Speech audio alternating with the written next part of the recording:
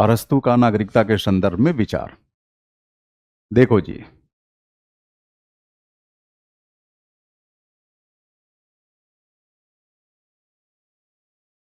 राज्य तथा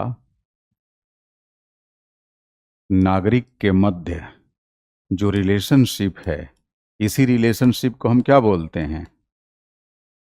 नागरिकता बोलते हैं कि नहीं? वर्तमान में नागरिकता के यही मायने हैं। आंचल, आर्या, प्रवीण, आरती, नेहा। राज्य और नागरिक के मध्य जो संबंध है, इसी को हम नागरिकता कहते हैं, है ना? और ये संबंध किसके द्वारा निर्धारित होता है?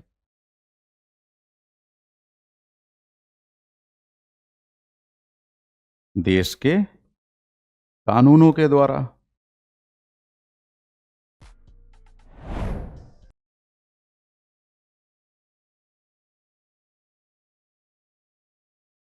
ठीक है।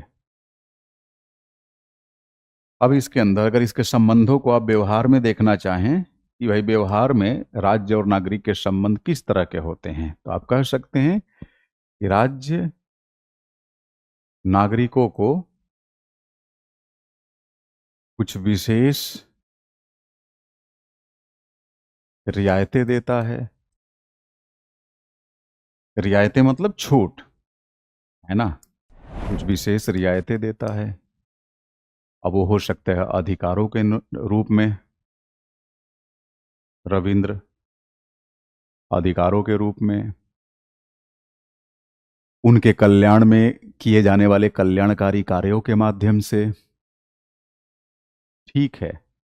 अच्छा, बदले में राज्य नागरिक से क्या उम्मीद करता है? तो बदले में दो तरह की उम्मीदें करता है। पहला, नागरिक राज्य के प्रति निष्ठावान बने रहे, है ना?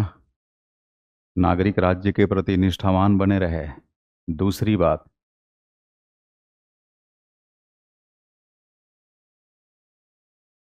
दूसरी बात, नागरिक राज्य के प्रति कुछ कर्तव्यों का निर्वहन करें, जैसे फंडामेंटल ड्यूटीज। तो देख रहे हैं, इसी आधार पे ये दो तरफा संबंध मेंटेन रहता है, और इसी को हम क्या बोलते हैं? नागरिकता। और मैंने क्या कहा? कुछ कानूनों के द्वारा। तो कानूनों में आप देख लीजिए, हमारे हमारे यहाँ ही भारत में नागरिकता के संबंध में भाई संवैधानिक कानून भी है ना? और साधारण कानून भी है। बताइए, अनुच्छेद 5 से 11 तक नागरिकता के संदर्भ में जो बातें की गई है, वो संवैधानिक कानून का ही तो हिस्सा है। और इंडियन सिटीजनशिप एक्ट 1955, ये संसद की विधि है, साधारण विधि है। तो देख रहे हैं, कानून के माध्यम से राज्य और नागरिक के मध्य संबंधों को रेखांकित किया जाता है, इसी को नागरिकता कहते हैं। तो एक बात तो तय हो गया कि वर्तमान में जो नागरिकता की परिभाषा है, वो काफी समृद्ध है ना? वो काफी समृद्ध है। दूसरी बात, अब सवाल ये उठता है कि अरस्तु नागरिकता को लेकर क्या कहता है? तो अरस्तु की परिभाषा थोड़ी सी संकीर्ण है, या कह सकते हैं जनरलाइज्ड है। अब तो काफी ये विस्तृत हो चुकी है और बेहद सुस्पष्ट हो चुकी है। अरस्तु कहता है कि नागरिक वह है जो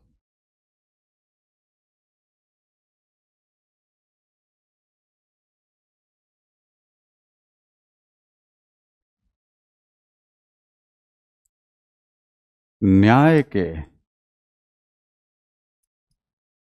प्रशासन में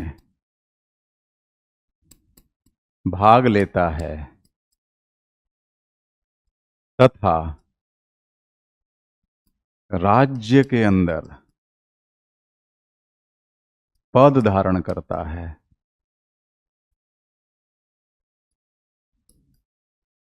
this is Aristotelian version of the definition for citizenship. समझ रहे हैं मेरी बात? सीधी सी बात है। मान लीजिए दो व्यक्ति हैं, अगर अरस्तु के शब्दों में मैं आपको समझाऊं, एक है मिस्टर एक्स और दूसरे हैं मिस्टर वाई। मिस्टर एक्स राज्य की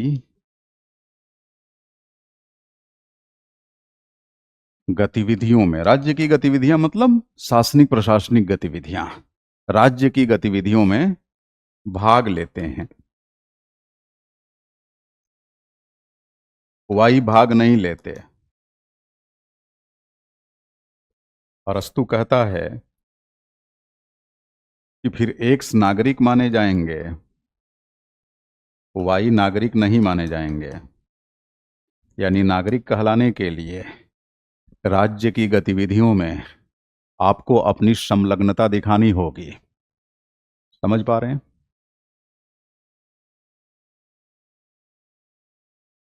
तो अरस्तु क्या कहता है कि उस व्यक्ति को हम नागरिक मानेंगे जो राज्य की गतिविधियों में अपनी संलिप्तता दिखाता है, जो राज्य की गतिविधियों में संलग्न है। समझ रहे हैं मेरी बात? हाँ। माधुरी, नहीं, इसमें थैंक यू की कोई बात ही नहीं है। जब मैंने पहले ही बोल दिया कि ये विषय, इस विषय को लेकर आपकी जो भी चिंताएं हैं, वो सबसे पहले मेरी चिंता है, फिर आपकी है। रविंद्र, तो तनाव लेना ही नहीं है। अब बताओ, एज ए टीचर, आपको नहीं लगता कि हर टीचर की ये चाहत होती है कि उसके स्टूडेंट्स जब उससे पढ़े तो उनका कॉन्फिडेंस लेवल कम से कम इस स्तर पे आ जाए, तो उनके मन में कभी सेकंड थॉट ना आए कि जरा इधर से भी पढ़ लेते हैं, उधर से भी पढ़ लेते हैं। अगर सेकंड थॉट ही आ जाए तो फिर पढ़ने का कोई मतलब नहीं है ना? हम सारी किताबों का आपको लिस्ट दे भी दें तो आपके लिए फ्रूटफुल नहीं होगा। आप कहिए तो मैं लिस्ट दे दूं, बट क्या फायदा उसका? धर्मेंद्र, कोई नहीं, आज तक पॉलिटिकल साइंस नहीं पढ़े, अभी तो पढ़ रहे हो, है ना? तो समझ गए अरस्तु की भाषा में नागरिक किसे कहेंगे? धर्मेंद्र,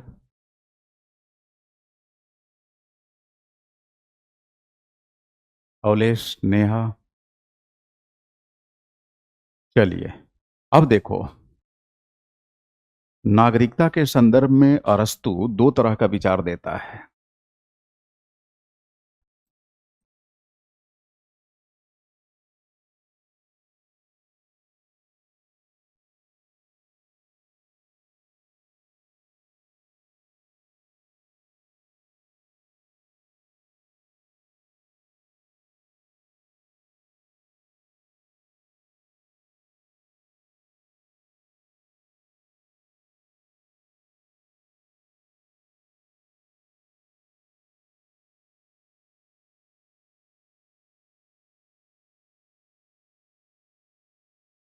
नागरिकता के संदर्भ में अरस्तु दो प्रकार का विचार देता है।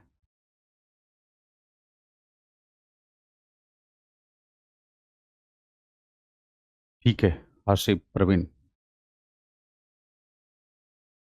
हाँ। पहला,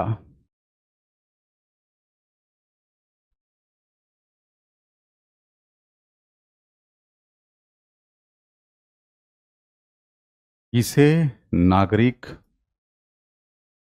नहीं माना जाएगा। और जाहिर सी बात है, इसी से क्लू मिल जाता है कि किसे नागरिक माना जाएगा, है ना?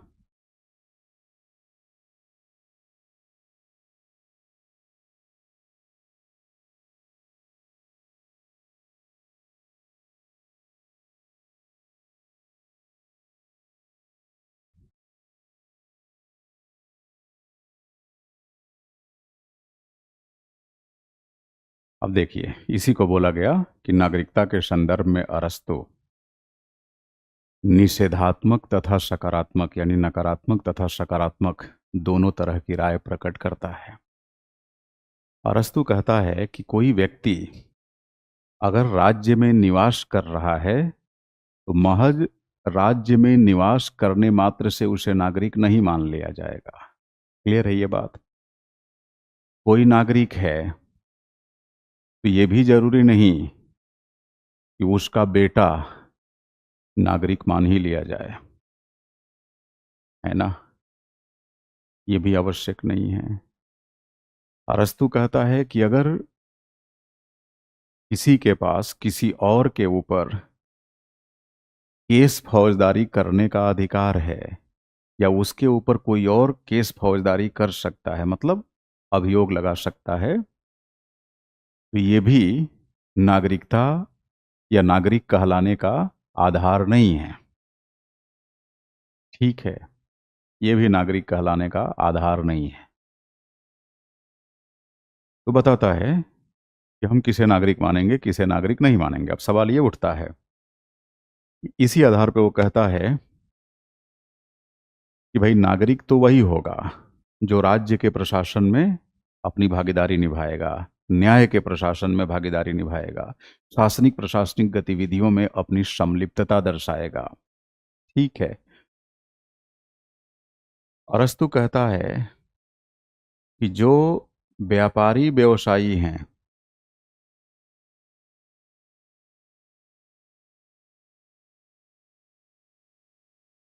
श्रमिक,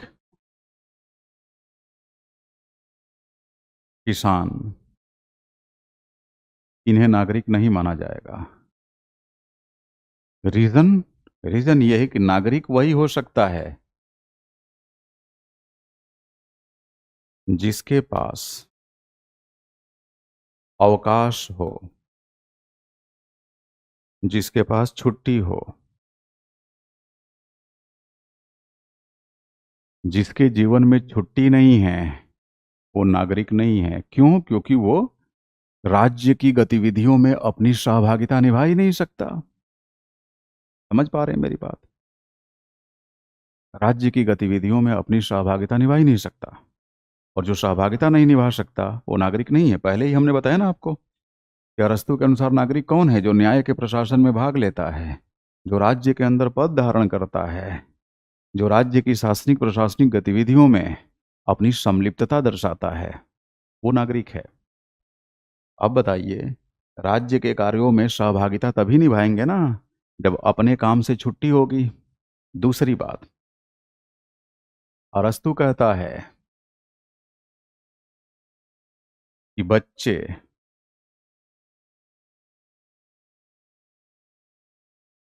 महिलाएं तथा दास नागरिक नहीं हो सकते। क्यों? क्योंकि या तो ये बुद्धिहीन होते हैं या औसत बुद्धि के होते हैं। राज्य के प्रशासन में अगर इनकी भागीदारी दे दिया जाए तो ये राज्य के प्रशासन को चौपट कर सकते हैं, इसलिए इन्हें नागरिकता से वंचित किया जाता है। समझ रहे हैं मेरी बात? तो इसने इन लोगों को नागरिकता से वंचित कर दिया। यानी नागरिक होने के लिए आपके पास क्या होना चाहिए? समृद्ध बुद्धि होनी चाहिए।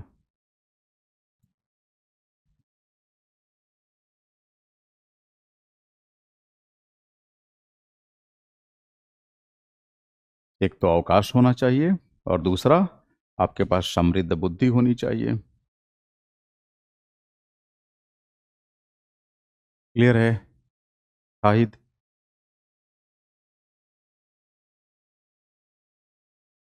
तो दास, महिलाएं और बच्चे को इन्होंने नागरिकता से क्यों वंचित किया है अरस्तु ने? क्योंकि अरस्तु का यह मानना है ये या तो बुद्धि शून्य होते हैं, खास करके दास तो बुद्धि शून्य होते हैं, है ना? बच्चे और महिलाओं के बारे में अरस्तु कहता है कि ये औसत बुद्धि के होते हैं। शिवेंद्र, हाँ सीधी सी बात है, मुट्ठी भर लोगों के पास समृद्ध बुद्धि होगी शिवेंद्र। तो आप देखिए, अरस्तु की जो नागरिकता की अवधारणा है, आलोचनात्मक दृष्टिकोण अपनाते हुए आप कह सकते हैं कि इसके द्वारा प्रस्तुत नागरिकता की अवधारणा बेहद संकीर्ण है। आज के दौर में, अब जैसे भारत में ही ले लीजिए, भाई सभी को नागरिकता है,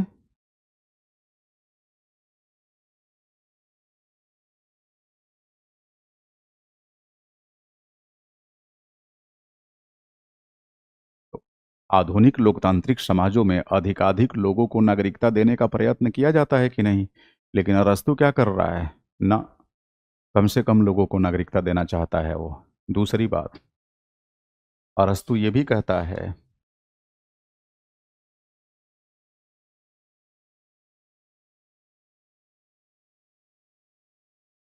कि जो गरीब हैं, शाहिद, जो गरीब हैं, उन्हें नागरिकता से वंचित कर दो।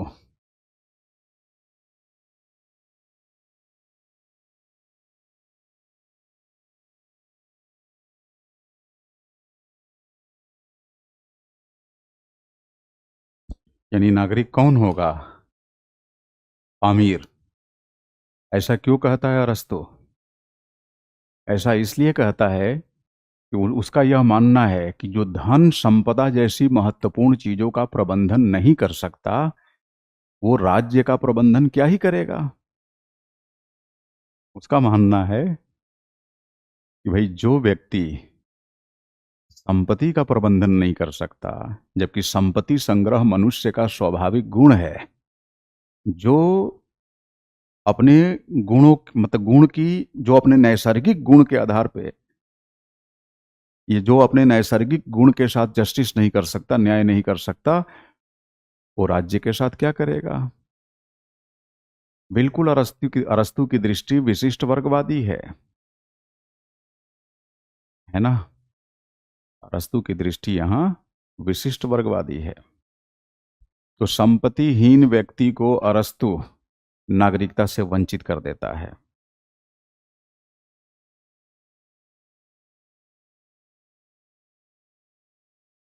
क्लियर है नागरिकता से संबंधित अरस्तु का विचार?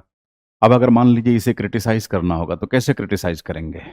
ये कहते हुए क्रिटिसाइज करेंगे कि भाई राज्य के शासन का मतलब ये थोड़ी हुआ कि राज्य के अंदर जो पद धारण करे वही राज्य के शासन में शामिल है। क्या उत्पादक वर्ग देश की आर्थिक समृद्धि में अपना योगदान नहीं देता?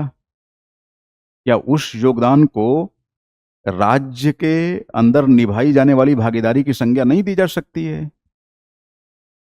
दी जा सकती है।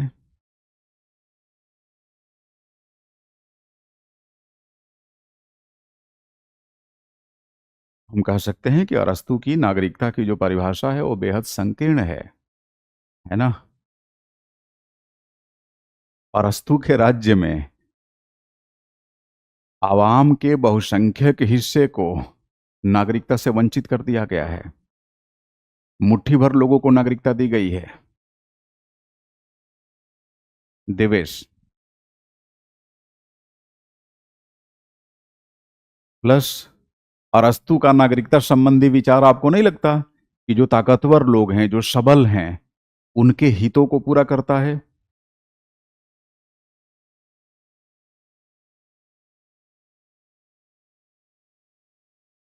है ना? लेकिन यह भी ध्यान रखना होगा कि अरस्तू ने जब नागरिकता का विचार दिया तो आखिर वो दौर कौन था?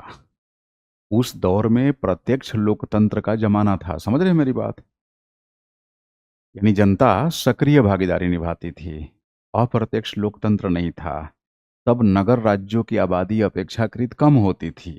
आम जनता एक साथ किसी उभयनिष्ठ स्थान पर मिलकर शासन प्रशासन से संबंधित विषयों पर निर्णय ले लेती थी, है ना?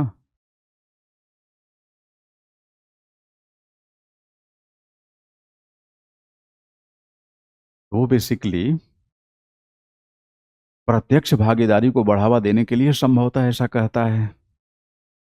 अगर आज के परिप्रेक्ष्य में अरस्तु अपनी ओपिनियन व्यक्त करते तो संभव है उनकी ओपिनियन में आप बदलाव पाते हैं।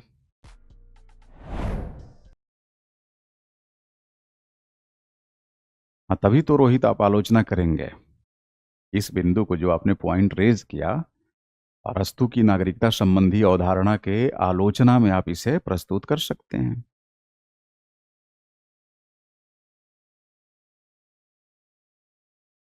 है ना? वर्तमान प्रासंगिकता की बात करें तो ये कह सकते हैं कि वर्तमान में इसकी नागरिकता संबंधी अवधारणा पूरी तरह प्रासंगिक नहीं है। हाँ, लेकिन इस रूप में तो प्रासंगिक है ना। आमतौर पे बताइए, नागरिकों को कहा जाता है ना कि भाई राज्य की गतिविधियों में सहभागिता निभाएं। कुछ नहीं तो चुनाव के समय तो आप देखते होंगे ना, बड़ी बड़ी हस्तियां टीवी पर आकर लोगों को प्रोत्साहित करती हैं, मोटिवेट करती हैं कि लोकतंत्र देश का एक बड़ा त्योहार है, आप घर से बाहर निकलें, मतदान करें, अपने अधिकार का प्रयोग करें।